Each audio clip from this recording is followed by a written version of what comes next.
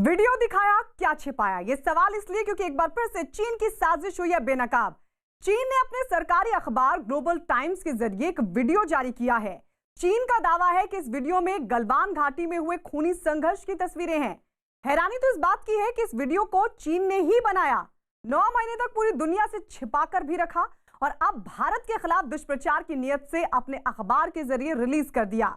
लेकिन चीन की ये चालबाजी पकड़ी गई क्योंकि जिस वीडियो को चीन ने अपनी साजिश का जरिया बनाया, चीन खुद उस जाल में उलझ गया है।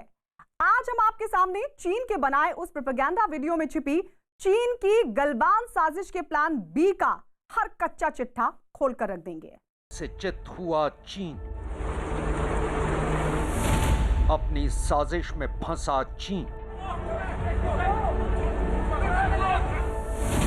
अपने चक्रव्यूह में घिरा चीन। चीन है कि मानता नहीं। एलएसी पर भारतीय रणबांकुरों के हाथों पिटने के बाद आखिरकार चीन फिंगर 8 के पीछे हटने के लिए राजी तो हो गया, लेकिन अभी भी अपनी चालबाजियों से बाज नहीं आ रहा है। दरअसल चीन एलएसी पर भारत से मिली हार को मानने के लिए तैयार नहीं है, लिहाजा अब उसने अपने प्लान बी पर काम करना शुरू कर दिया है।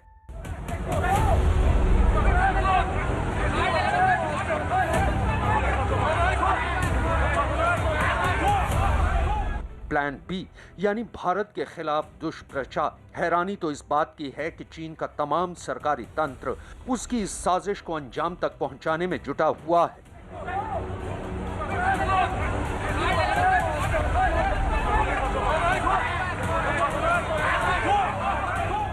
इससे पहले कि हम आपके सामने चीन की साजिश को बेनकाब करें, आइए आपको वो वीडियो दिखाते हैं जिसमें चीन की साजिश छिपी हुई है। ये वो वीडियो है जो ये साबित कर रहा है कि जून 2020 में गलवान घाटी में भारत और चीन के जवानों के बीच हुआ खूनी संघर्ष चीन की ही बुनी साजिश का एक हिस्सा था। इस वीडियो के जरिए चीन ये साबित करने की कोशिश कर रहा है कि गलवान घाटी में भारतीय जवानों ने एलएसी को पार किया था। चीन के सरकारी अखबार ग्लोबल टाइम्स ने इस वीडियो को रिलीज किया है।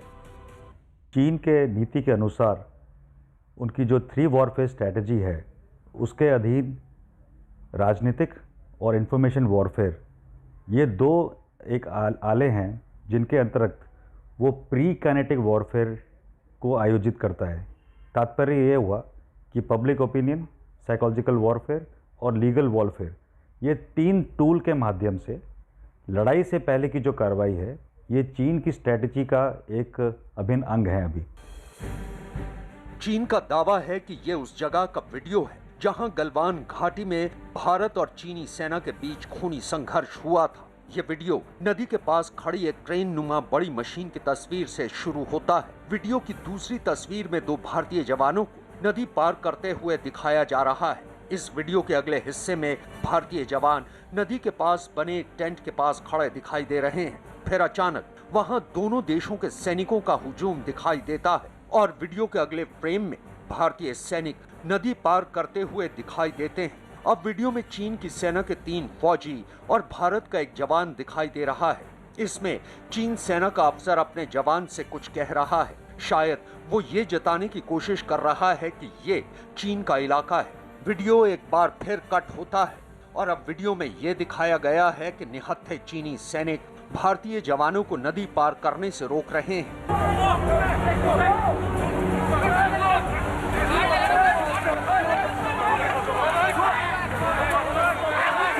और भारतीय सैनिक हाथों में डंडे लिए उनसे भिड़ रहे हैं। अब वीडियो के अगले हिस्से में ये साबित करने की कोशिश की गई है कि चीनी अफसर दोनों देशों के सैनिकों के बीच घिरे हुए हैं। इस बीच चीनी सैनिक हाथापाई के लिए तैयार होते दिखाई देते हैं। वीडियो एक बार फिर कट होता है और अचानक दिन से रात हो जाती है।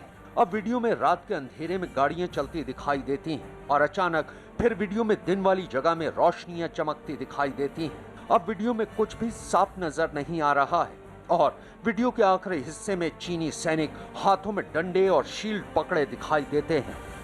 गलवान के बाद और अभी जब विंटर्स हटने वाले हैं और समर्स आने हैं एलएसी के साथ, तो चीन दोबारा प्रोपेगेंडा वॉरफेयर के तहत और पब्लिक ओपिनियन शेपिंग करने की कोशिश कर रहा है चाहे वो वर्ल्ड मीडिया हो, चाहे वो इंटरनेशनल ऑर्गेनाइजेशंस हो।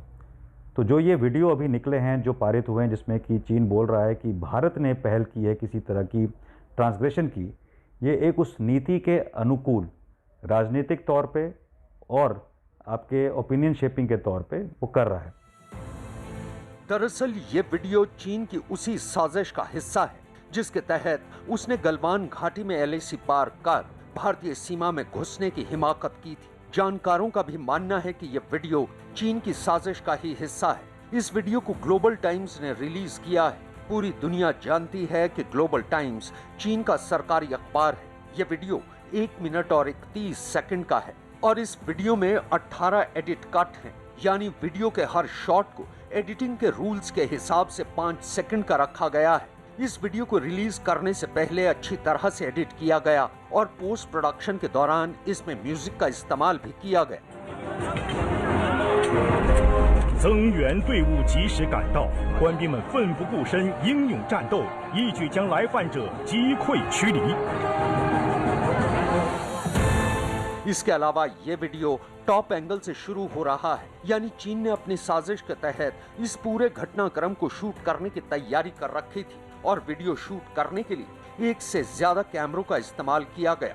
इस वीडियो को शूट करने के लिए मोबाइल का इस्तेमाल नहीं किया गया है। पूरा वीडियो किसी शख्स ने बाकायदा एक प्रोफेशनल कैमरे से शूट किया है। इस वीडियो पर इसलिए भी सवाल उठ रहे हैं कि चीन ने इस वीडियो को 9 महीने के बाद आखिर अब क्यों रिलीज किया है। कमाल देखिए, चीन ने इस वीडियो को रिलीज करने के लिए जमीन भी तैयार की थी। शुक्रवार को चीन के विदेश मंत्रालय के प्रवक्ता ने गलवान घाटी में हुए खूनी संघर्ष के लिए भारत को जिम्मेदार ठहराने की कोशिश की थी और उनके बयान से पहले चीन के एक और सरकारी अखबार PLA डेली ने गलवान घाटी पर एक रिपोर्ट भी छापी थी। इस रिपोर्ट में चीन ने यह सच कबूल किया था कि गलवान घाटी में उसके 4 सैनिकों की मौत हुई थी।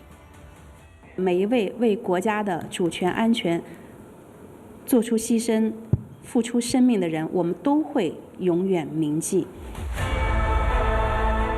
यही बात जब 9 महीने पहले भारत की सेना के हवाले से सामने आई थी, तब चीन ने तो चुप्पी साध ही ली थी। पूरी दुनिया की एजेंसियां भी खामोशी के साथ चीन की बात को झुठलाने का दम नहीं दिखा पा रही थी।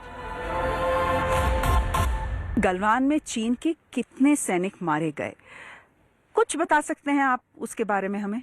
हाँ, तो मैं इसको गेस नहीं करना चाहता हूँ, लेकिन मैं ये जरूर बताना चाहता हूँ कि जब ये सिचुएशन हुई तो हमारे जो ओपीज थे ऊपर बैठे हुए ऑब्जर्व कर रहे थे सिचुएशन को, उन्होंने देखा कि कई एक जो चाइनीज़ आर्मी की कैजुअलिटीज़ को उठा के ले जाया जा रहा था, 50 से ऊपर थी, पर वो फेटल थी कि इंजर्ड थे, ये मैं नहीं कह सकता। तो मैं कोई फिगर पे उंगली नहीं रखूँगा, लेकिन काफ़ी उनकी कैजुअलिटीज़ हुई हैं। जानकारों का कहना है कि चीन इस वीडियो को जारी कर खुद को विक्टिम दिखाने की कोशिश कर रहा है। चीन इस वीडियो के जरिए ये जताना चाहता है कि गलवान घाटी में हिंसा की शुरुआत भारत ने की थी, जबकि चीन की फितरत और चालबाजियों से पूरी दुनिया वाकिफ है। ऑस्ट्रेलियन स्ट्रेटेजिक पॉलिसी इंस्टीट्यूट के रिसर्चर नेथन रूसर का दावा है कि जियो लोकेटर से पता चलता है कि झड़प वाली जगह भारतीय सीमा में 50 मीटर अंदर थी। एक चट्टान पर पहुंचने और नदी पार करने से पहले भारतीय सेना को फुटेज में घाटी के दक्षिण की ओर चलते देख सकते हैं और उनका कहना है कि वीडियो में दिखने वाला पत्थर भारतीय सीमा में हरे रंग से घिरे गए स्थान के पास है। यानी यह वीडियो ये साबित कर रहा है कि चीनी सेना ने भारतीय इलाके में घुसपैठ की थी।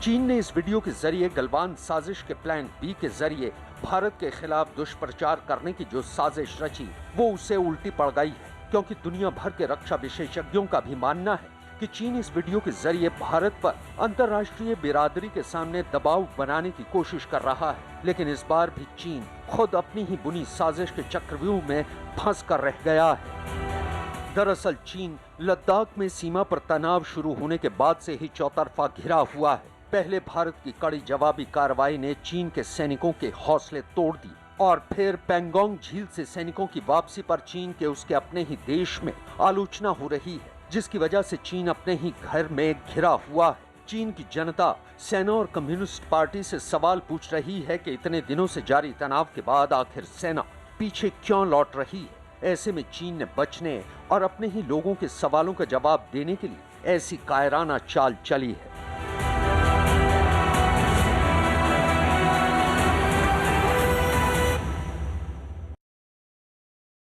और अब बात उस गूंज की जिसे सुनकर चीन और पाकिस्तान दोनों सहमे हुए हैं। बीकानेर में मौजूद एशिया की सबसे बड़ी फील्ड फायरिंग रेंज में भारत और अमेरिका की सेना के बीच युद्ध अभ्यास जारी है। 15 दिनों तक चलने वाले इस युद्ध अभ्यास में दोनों देशों की सेनाएं मिलकर राजस्थान की रेतीली जमीन पर अपने रण कौशल का प्रदर्शन कर रहे हैं।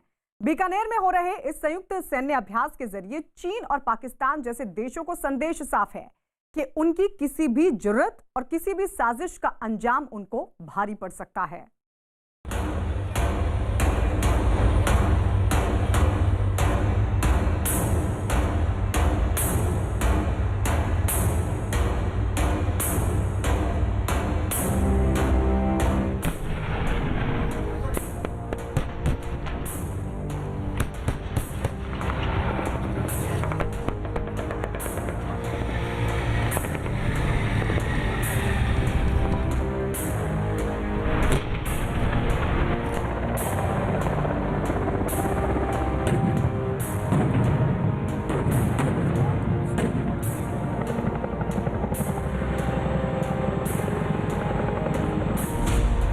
मरुभूमि में महावीर,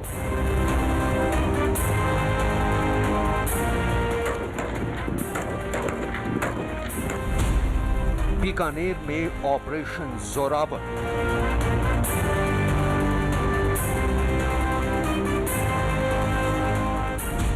देख ले दुश्मन ध्यान से।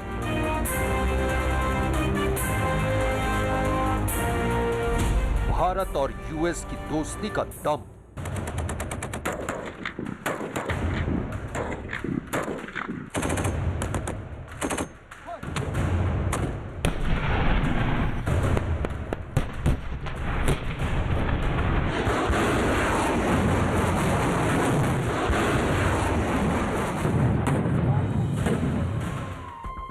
इस रेतीली जमीन पर बूटों की आवाज नहीं सुनाई देती, मगर करीब 800 जवानों की कदम ताल से जो धमक यहां पैदा हो रही है, उसकी गूंज सरहदों को लांघकर दुश्मनों को दहलाने के लिए काफी है।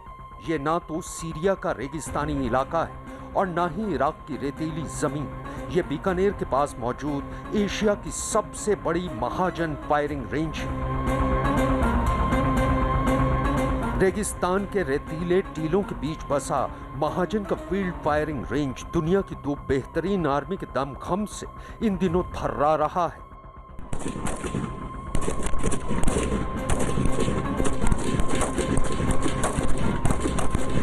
जी हां, आपने एकदम दुरुस्त सुना। दुनिया की दो बेहतरीन आर्मी यानी भारत और अमेरिका के करीब 800 फौजी एक साथ आतंक और दुश्मन देशों से निपटने की चुनौतियों को पार करने की अपनी तैयारियों को परख रहे हैं।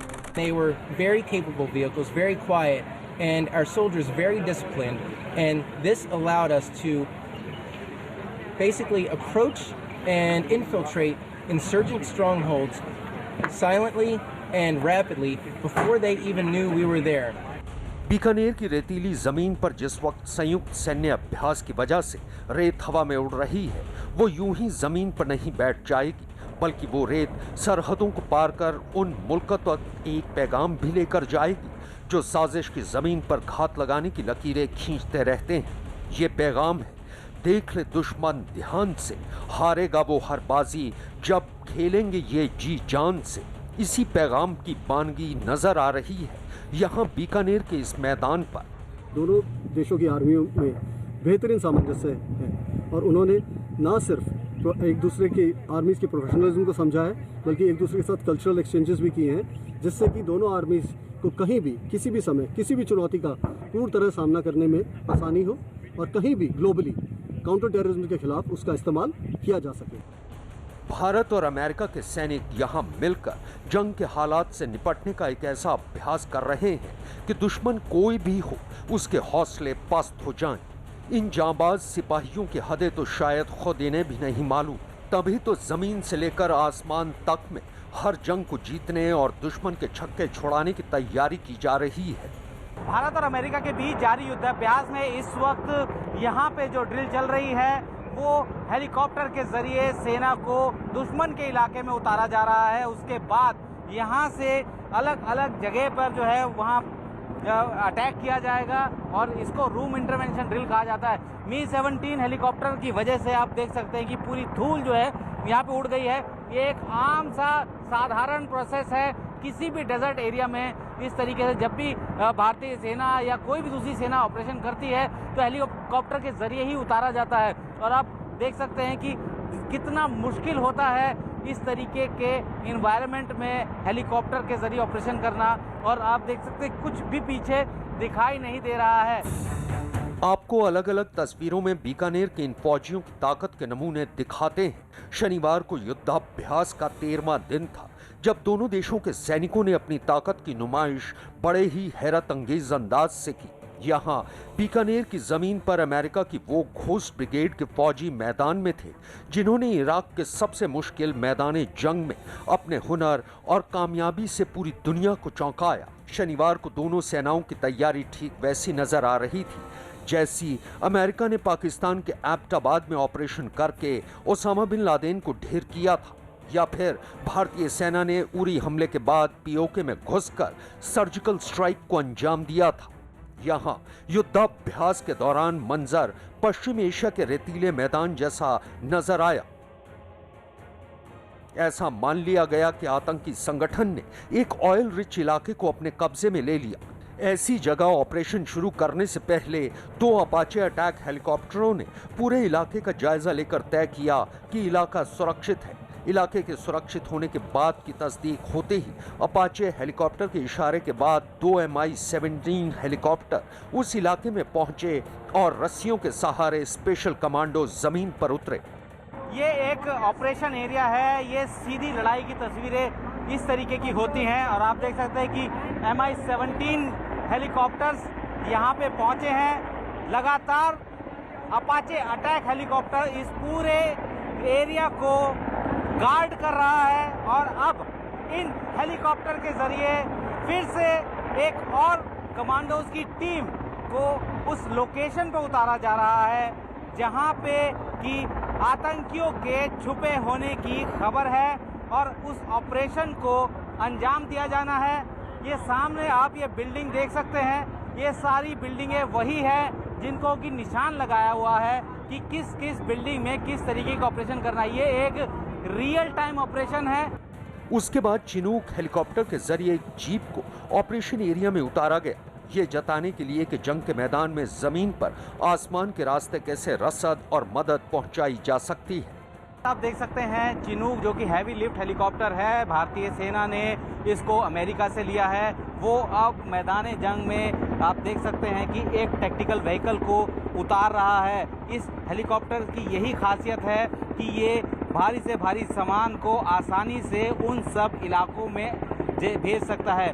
बात करें अगर हम लोग अमेरिका ने जो ऑपरेशन किया था लादेन पर, उस वक्त भी इन हेलीकॉप्टर्स का भी इस्तेमाल किया गया था और ये इस वक्त मैं उस जगह पे जहां ऑपरेशन करना है उस जगह पे जो है इस वक्त ये जो जीप है उसको टैक्टिकल व्हीकल है उसको यहां से उतारा जा रहा है। भारतीय सेना और अमेरिका के बीच जारी अभ्यास में अमेरिका की बख्तरबंद गाड़ी स्ट्राइकर भी आकर्षण का केंद्र रही। यह वही गाड़ी है जिसके जरिए अमेरिकी सेना इराक और अफगानिस्तान में अपने ऑपरेशन को अंजाम देती आई है। ये पूरा डेजर्ट एरिया है और यहाँ पे इस वक्त भारत और अमेरिका के जो फोर्सेस हैं वो काउंटर टेररिज्म का एक ड्रिल जो है उसको कर रहे हैं। इस साइड में आप देख सकते हैं कि लगातार जो है BMPs जो है भारतीय BMPs जो है वो यहाँ से फायर कर रही है। उसके साथ में जो है T-90 भीष्मा टैंक जो कि लगातार निशाने को साध रही है और आप जिस तरीके से आप देख सकते हैं कि बिल्कुल सामने निशाना है और उसको जो है अचीव किया जा रहा है। लगातार जो है फायरिंग यहाँ से जारी है और ये सबसे खास बात ये है कि जो ये T-90 टैंक है इनको भारतीय सेना ने तैनात किया है LAC पर। जिस तरीके के हालात इस वक्त बने हुए हैं BMP से लेकर आप देख सकते हैं कि लगातार फायरिंग कर रहे हैं। उधर 3 T-90 टैंक्स हैं, उसके साथ में 2 स्ट्राइकर जब पूरा इलाका घेर लिया गया तब शुरू हुई आतिशबाजी, गोलीबारी, T-90 tank, infantry combat vehicle और अमेरिकी स्ट्राइकर ने पूरे इलाके को घेर लिया, टारगेट सेट किए और फिर जबरदस्त गोलाबारी। हर एक गोला सटीक निशाने को भेद रहा था। यह नजारा दुश्मन के छक्के उड़ाने के लिए काफी है। पाकिस्तान की सीमा पर तैनात भारतीय टैंक T-90 को लद्दाख में LAC पर भी तैनात किया गया है और जिस तरह T-90 गर्म रेगिस्तान में गोला बरसा सकता है, तो ठंडे रेगिस्तान कहे जाने वाले लद्दाख में भी जमकर गोला बरसाने को तैयार है। भारत और अमेरिका के बीच जारी युद्धाभ्यास, जिसको नाम दिया गया एक्सरसाइज जोरावर, यानी कि वो शख्स, वो नाम जिसने कि तिब्बत में घुसकर जो है उसको जीता था। आप देख सकते हैं सामने T-90 टैंक है। ये वही टैंक है जो कि भारतीय सेना ने LAC पर भारत और चीन के बीच जारी विवाद के चलते भेजे थे और वहाँ पे अब भी इनकी तैनाती है। इनकी खास बात यह है कि ये ऊंची हाई ऑल्टीट्यूड एरिया में बर्फ से भरे मैदानों में भी बेहतरीन तरीके से फायर कर सकते हैं और रेगिस्तान में तो आप सामने देख रहे हैं किस तरीके से लगातार ये फायर कर रहे हैं और अपने जो टारगेट है उसको अचीव कर रहे हैं। 8 फरवरी से शुरू होकर 21 फरवरी तक चलने वाले इस ऑपरेशन की असली थीम है काउंटर टेररिज्म। लिहाजा इस थीम के इर्द गिर्द दोनों सेनाओं ने एक दूसरे की ताकत और रण कौशल के बीच तालमेल को साझा करने का ही अभ्यास किया। इस थीम को नाम भी दिया गया है ऑपरेशन जोरावर।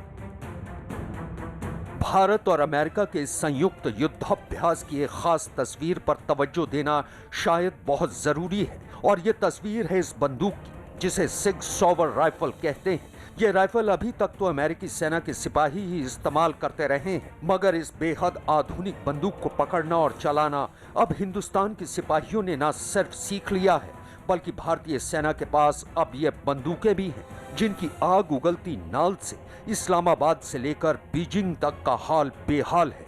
यहाँ बीकानेर में सिग सॉवर राइफल का परीक्षण किया जा रहा है। सेना युद्धाभ्यास में इन बंदूकों की मारक क्षमता को परख रही है। इस नई असॉल्ट राइफल का निशाना कितना सटीक है, इसकी जांच कर रही है।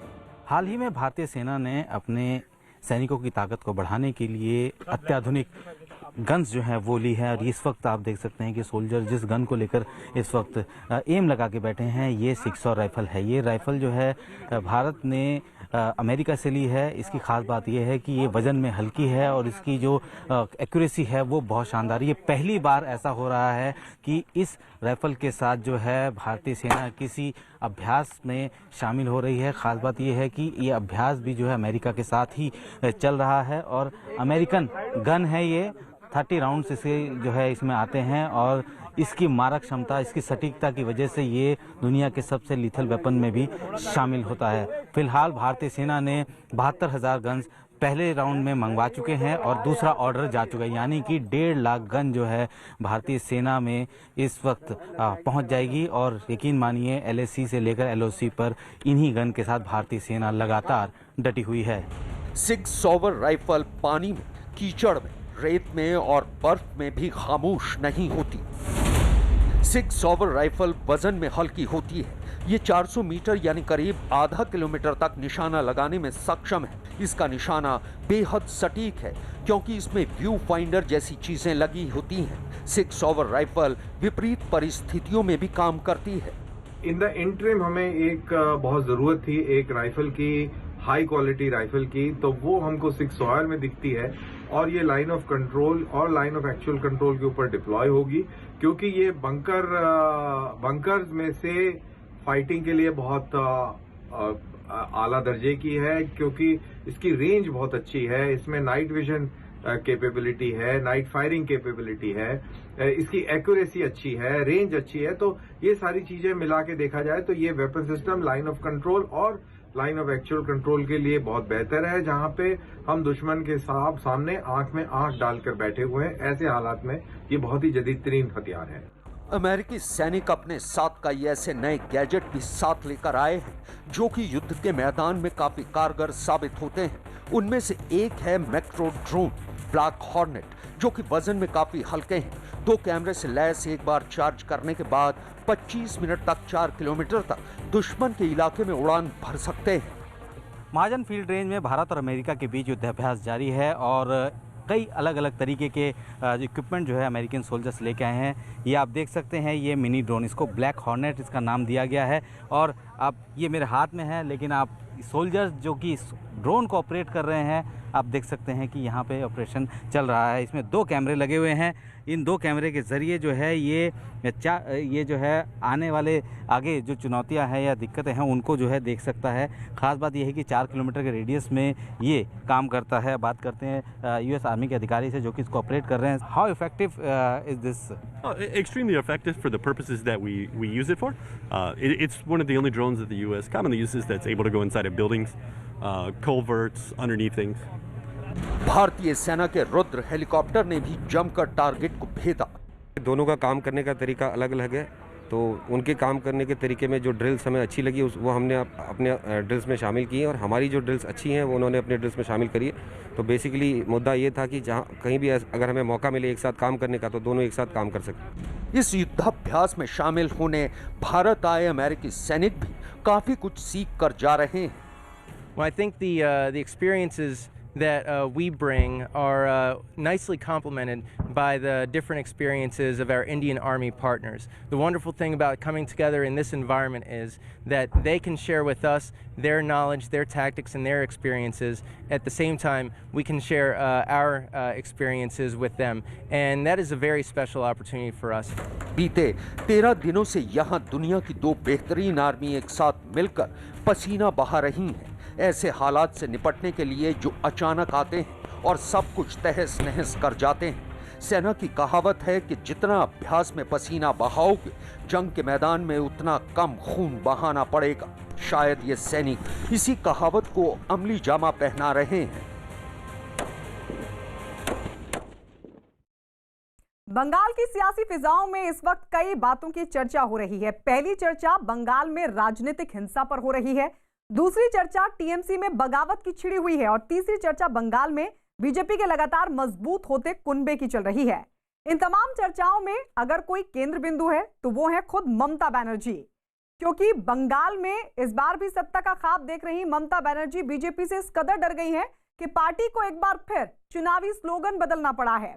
इस बार ममता बनर्जी ने पार्टी के नए स्लोगन के जरिए बंगाल के सेंटीमेंट को छूने की कोशिश की है।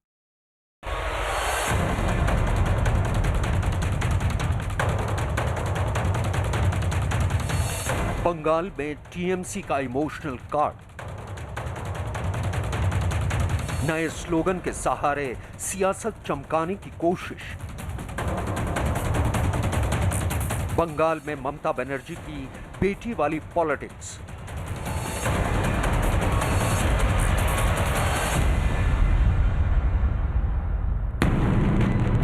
लोकतंत्र के उत्सव में प्रयोग धर्मिता के अपने ही मायने हैं। कौन सा प्रयोग कब, कहां और कैसे कारगर साबित होगा, ये सत्ताधारी पार्टियों को बखूबी आता है।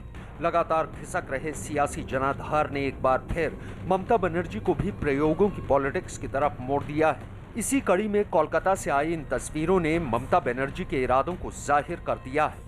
विधानसभा चुनावों में जीत की हैट्रिक लगाने के इरादे से ममता बनर्जी ने नए चुनावी स्लोगन के जरिए इमोशनल कार्ड खेल दिया है। पार्टी का नया चुनावी स्लोगन है बांग्ला निजेर मय के इचाय, यानी बंगाल अपनी बेटी को चाहता है। একটা স্লোগানকে সামনে রেখে তৃণমূল কংগ্রেস মানুষের কাছে যেতে চায়, বাংলা নিজের মেয়েকেই চায়। এই স্লোগানের মধ্য দিয়েই বাংলার মানুষের কাছে তৃণমূল কংগ্রেসের শত সহস্র সহকর্মী পৌঁছবেন। मां और बेटी का ये रिश्ता ममता बनर्जी को चुनावों से ठीक पहले क्यों याद आ रहा है, इसके पीछे भी अपनी ही कहानी है। ममता जानती हैं कि 2019 के लोकसभा चुनावों में बीजेपी उनकी पार्टी को कितना बड़ा झटका दे चुकी है, और ऐसी ही तस्वीर इस बार कुछ विधानसभा चुनावों को लेकर देखी जा रही है। माना जा रहा है कि 200 प्लस का दावा करने वाली बीजेपी विधानसभा चुनावों में भी बड़ा उलटफेर कर सकती है। टीएमसी को पता है कि जरा सी रणनीतिक चूक पार्टी के सपने को तोड़ सकती है। इसके अलावा ममता बनर्जी ये भी जानती हैं कि बीजेपी में शामिल हो चुके टीएमसी के बागी नेता उन्हें कहां-कहां नुकसान पहुंचा सकते हैं। टीएमसी जानती है कि करीब 1.5-2 सालों से बीजेपी ने बंगाल में अपने जनाधार को कितना मजबूत कर लिया है। साथ ही ओवैसी का चुनाव मैदान में उतरना भी टीएमसी के लिए मुश्किलें पैदा कर सकता है, जिसका फायदा सीधे सीधे बीजेपी को मिल सकता है। इतना ही नहीं, टीएमसी के खिलाफ बीजेपी की आक्रामक रणनीति भी मुसीबत से कम नहीं है। अब जरा बंगाल बीजेपी प्रभारी कैलाश विजयवर्गीय के इस ट्वीट को ही देख लीजिए। ममता बनर्जी ने नंदीग्राम से विधानसभा चुनाव लड़ने की घोषणा की है, पर उन्होंने ये नहीं कहा कि वो सिर्फ यहीं से मैदान में उतरेंगी। यदि उनको अपनी जीत का भरोसा है तो ये घोषणा भी करें, वरना ये समझा जाएगा कि आपको नंदीग्राम पर भरोसा नहीं। यही वजह है कि चुनाव से ठीक पहले टीएमसी ने अपना ये नया स्लोगन जारी किया। पार्टी का दावा है कि ये फैसला दिल और दिमाग से लिया गया है। You can also clearly understand this message. So it's a very simple message. It's an honest message. It's a direct message. It's a message from here. It's also a message from here. No, one slogan, and that is Bangla Nijer Mekei Chai. So that's the slogan. It's a positive slogan. ममता का नया slogan Bengal की बेटी वाले sentiment से जुड़ा हुआ है। लंबे समय से बाहरी और भीतरी की राजनीति करती आ रही टीएमसी ने इस स्लोगन से पार्टी में प्राण फूंकने की कोशिश की है। टीएमसी इस स्लोगन के जरिए ये बताने की कोशिश कर रही है कि ममता बंगाल की बेटी हैं और बीजेपी बाहरी शक्ति। शुभेंदु अधिकारी हमारे साथ, हम उनसे बात करते हैं। सर, दीदी ने अपना स्लोगन लॉन्च किया कि बंगाल अपनी बेटी को ही चाहता है। दीदी की स्लोगन नहीं है ये, जो 500 करोड़ वो जो काटमानी लेकर जो उसको बिहार से लाया ना, जिसका इंटेलिजेंस से खरीद के चुनाव जीतना चाहता है, वो उसका है। वो आईपैक का स्लोगन है। ये स्लोगन बंगाल में रिजेक्टेड। वैसे ये कोई पहला मौका नहीं है जब ममता बनर्जी की तरफ से कोई नया स्लोगन दिया गया है। पहले भी कई मौके आ चुके हैं जब ममता बनर्जी ने जनता को लुभाने के लिए स्लोगन का सहारा लिया, लेकिन टीएमसी से बीजेपी में शामिल हुए शुभेंदु अधिकारी की नजर में नए स्लोगन के कोई मायने नहीं है। पहले दीदी का बोला, दीदी के बोलो, रिजेक्टेड। दूसरा बांग्लार गर्व, रिजेक्टेड। तीसरा दीदी दूध, ऑल्सो रिजेक्टेड।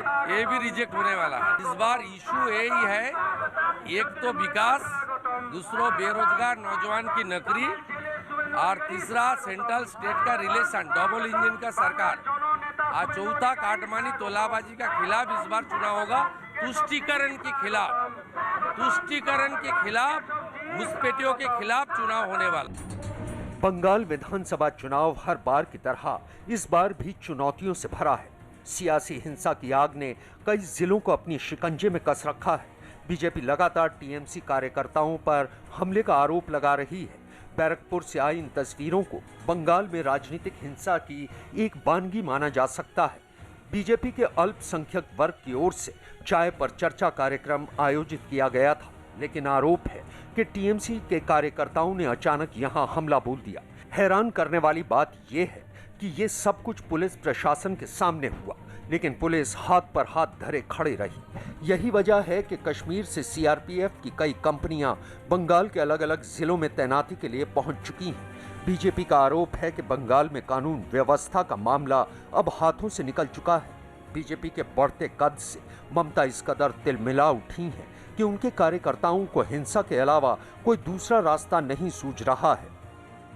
जो हिंसा है, आपके आज कार्यकर्ता, हिंसा टीएमसी की देन है, और हिंसा मुक्त करने के लिए ही पश्चिम बंगाल के लोग कमल का समर्थन कर रहे हैं। कमल खिलाने के लिए जनता सड़कों पर है, सैलाब उमड़ रहा है, और भाजपा की सरकार बनने जा रही है, और हम लोग 200 प्लस सीटें पश्चिम बंगाल में जीतने जा रहे हैं। दरअसल बंगाल विधानसभा चुनावों की तैयारियां अब उस दौर में है जहां साम दाम दंड भेद वाली सियासत मुखर होती जा रही है। इसी कड़ी में बीजेपी युवा मोर्चा से ताल्लुक रखने वाली पामेला गोस्वामी की गिरफ्तारी ने तूल पकड़ लिया है। पूर्व अभिनेत्री पामेला गोस्वामी को कोकेन के साथ गिरफ्तार किया गया है। हालांकि खुद पामेला ने कोर्ट में पेशी से पहले दावा किया कि उनके खिलाफ साजिश रची गई है। साथ ही उन्होंने खुद को बेकसूर बताते हुए सीआईडी जांच की मांग की।